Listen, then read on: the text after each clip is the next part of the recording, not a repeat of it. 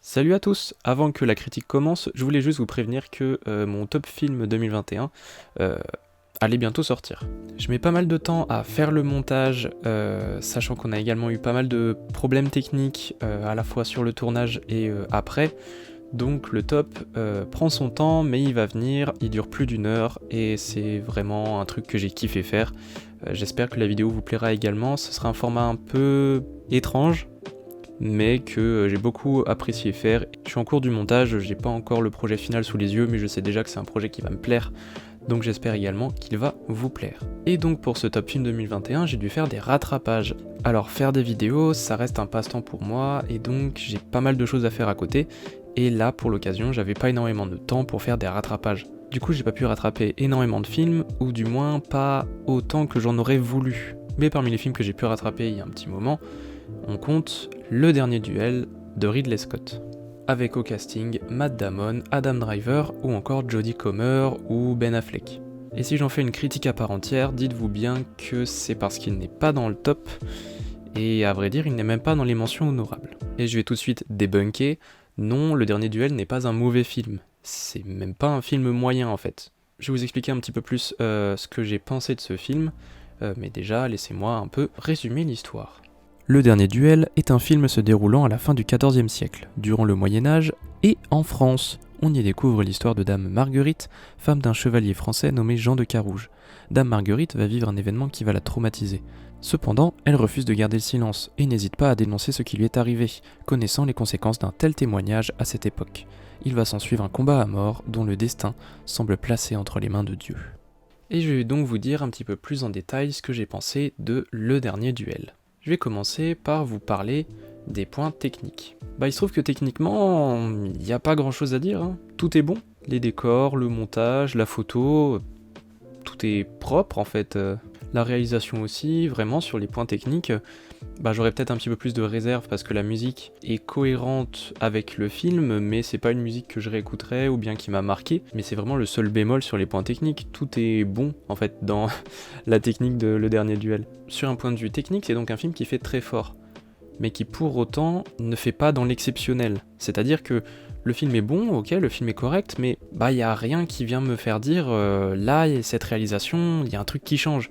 Là, il y a quelque chose qui vient venir me chambouler un petit peu, qui va me faire dire ah, ce plan-là, il est fantastique, j'ai jamais vu ça. Non, c'est un film qui est bien réalisé, mais c'est tout quoi. Par contre, j'ai trouvé que la narration était assez intéressante et que c'est un système qui était plutôt intelligent, à savoir de raconter la même histoire sous différentes versions des faits. La vérité selon chaque personnage.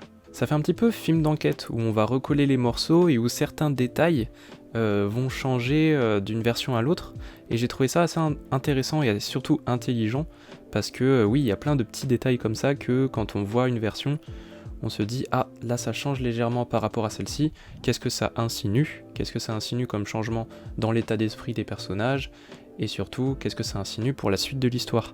Il y a quand même une version que j'ai trouvée un peu plus ennuyante, un peu plus longuet, et c'est une version que je détaillerai un petit peu plus dans la partie spoiler, parce que j'expliquerai un petit peu plus pourquoi. Et au contraire, il y avait une autre vérité qui m'a un peu plus plu que les deux autres. Et encore une fois, je l'expliquerai dans la partie spoiler, donc si vous n'avez pas vu le film, allez le voir, et après vous comprendrez tout dans ma partie spoiler. Ensuite, pour parler un petit peu des personnages, disons que j'ai trouvé...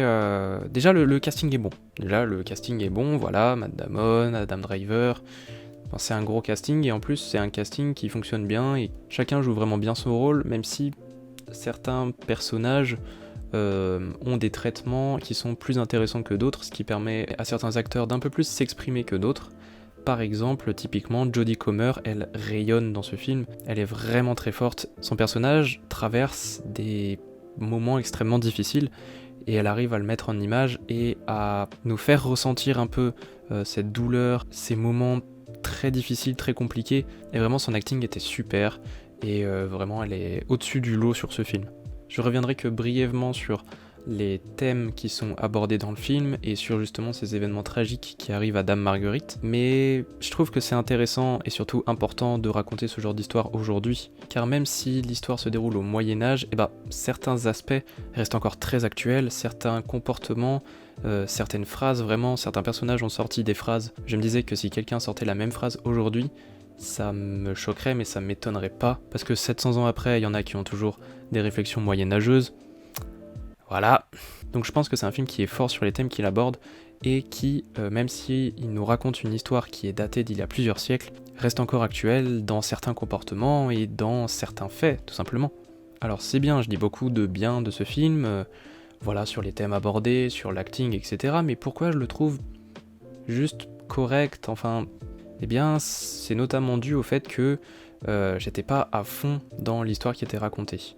C'est-à-dire que l'immersion n'a pas totalement marché sur moi. J'ai été dans l'histoire sur la fin, surtout, mais le début, ça a été très compliqué pour moi de me mettre dans cet environnement. Malgré toutes les qualités techniques que le film possède, pour moi, il y a un problème avec l'immersion. C'est quelque chose qui est clairement subjectif, ça c'est clair, mais c'est quelque chose quand même que je voulais souligner pour dire pourquoi j'avais un peu moins apprécié ce film. Puis comme je vous l'ai dit au début, techniquement c'est bon, mais c'est juste bon, c'est pas extraordinaire, fantastique, fantasmagorique, c'est bien réalisé, hein, c'est bien mis en scène, mais c'est tout. Je vais entrer un peu plus dans les détails d'un autre point qui m'a un petit peu fait décrocher du film, et c'est donc là que je vais mettre en place la partie spoiler. Donc je vous invite à vous rendre au timecode concerné pour la fin des spoils. Sinon il y a les chapitres aussi. C'est vachement pratique les chapitres. Bon, si vous êtes encore là, ça veut dire que vous avez vu le film ou que vous n'avez pas peur des spoils, et je vais pouvoir commencer à en parler un peu plus. Déjà, le premier passage, c'est celui de Jean de Carouge, et ce passage-là était, on va dire, une introduction un peu mi-figue, mi-raisin. C'est-à-dire que c'était un petit peu longuet, ça apporte une bonne introduction à la situation, aux faits, qui vont être évoqués plus tard, mais on va dire que c'est vraiment la version la plus platonique. C'est la version neutre de l'histoire, en gros. Et c'est peut-être pour ça que j'ai trouvé cette introduction un petit peu, en demi-teinte. J'attendais du coup à connaître les autres versions, et sans forcément me baser sur la version qu'on me montrait à l'écran. Du coup, je suis resté un petit peu extérieur, étant donné que j'attendais d'en savoir plus par d'autres personnages.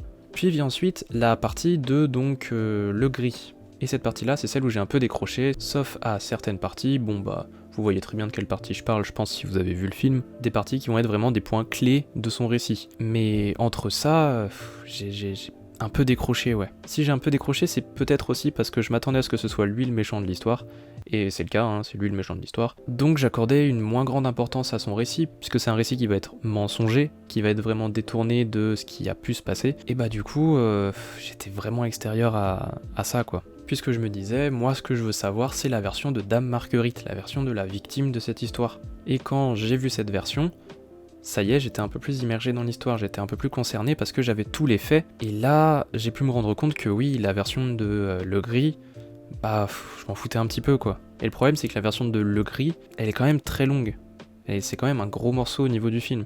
Donc c'est pour ça que le film est correct à mon goût, c'est-à-dire que il a plein de qualités, et ça c'est clair, mais j'ai pas été très immergé dans l'histoire et dans ce qu'on m'a raconté. Du moins, j'étais pas immergé tant que j'avais pas la dernière vérité, celle que moi je considérais au fond de moi comme vraie, ce qui explique que je trouve ce film uniquement correct, et pas bon, extraordinaire, super, etc., etc. Ce qui n'en fait en aucun cas un mauvais film. Attention. Non, parce que pour certaines personnes, quand on dit qu'un film c'est pas mal, ça veut dire que c'est pas ouf. Ce n'est pas vrai. Mais voilà, c'était la partie spoiler, et maintenant on va pouvoir conclure avec la conclusion. C'est un peu con ce que je viens de dire, non ?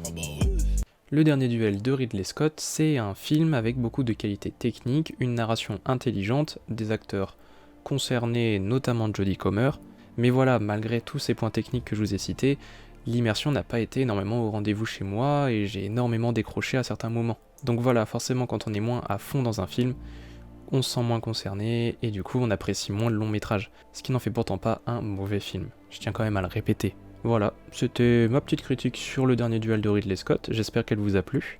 N'hésitez vraiment pas à me dire en commentaire ce que vous avez pensé de ce film, je pense que c'est un film où on peut vraiment beaucoup débattre dessus, parce qu'il y a beaucoup de points sur lesquels les avis peuvent être totalement différents. Là je vous ai donné mon avis, mais forcément le vôtre va être totalement différent, et j'ai hâte de le connaître en commentaire. N'hésitez également pas à vous abonner et à mettre un j'aime.